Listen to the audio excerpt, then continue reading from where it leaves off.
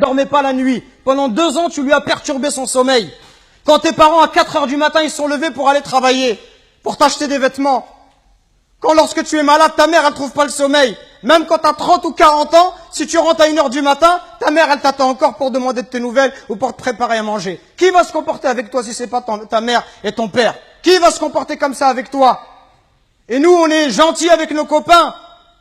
À n'importe quelle heure, on répond à l'appel de nos amis qui nous demandent de l'aide, on les aide. Mais est-ce qu'on aide nos parents? Est-ce qu'on est à leur écoute? Est-ce qu'on leur donne du temps? Est-ce qu'on leur montre du respect?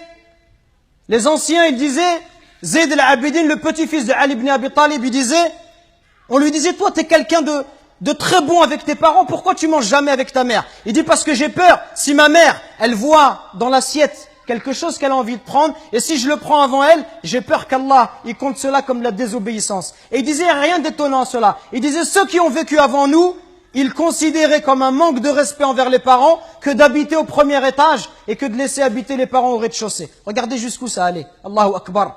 Le simple fait d'être au-dessus de sa mère, au premier étage, sa mère au rez-de-chaussée, ils considéraient ça comme un manque de respect. Et d'autres chez les Sahaba, ils disaient, quand il y avait un scorpion qui est rentré dans un trou, il a mis sa main et il s'est fait piquer. On lui dit, pourquoi tu mets ta main alors qu'il y a un scorpion? Il dit, parce que j'ai peur que ce scorpion il sorte et qu'il ne pique ma mère. Regardez le respect. Et regardez aujourd'hui l'attitude des enfants envers les parents. Regardez ne serait-ce que le regard, les yeux. Wallahi mes frères, si nos parents ils invoquent contre nous, wallahi c'est pour nous le malheur dans la vie d'ici-bas et dans celle de l'au-delà. Allah Azza wa Jal, par l'intermédiaire du prophète alayhi salatu wassalam, il nous dit qu'Allah il a interdit le paradis. Interdit le paradis à celui qui désobéit à ses parents. Donc attention mes frères, à ne pas causer du tort à nos parents, à ne pas leur manquer de respect, mais soyons plutôt à leur écoute, soyons plutôt bons, miséricordieux pour eux. Et ceux qui doivent le plus profiter de notre générosité, de notre douceur, notre bonté, notre bon comportement, les premiers à profiter de cela, ça doit être nos parents.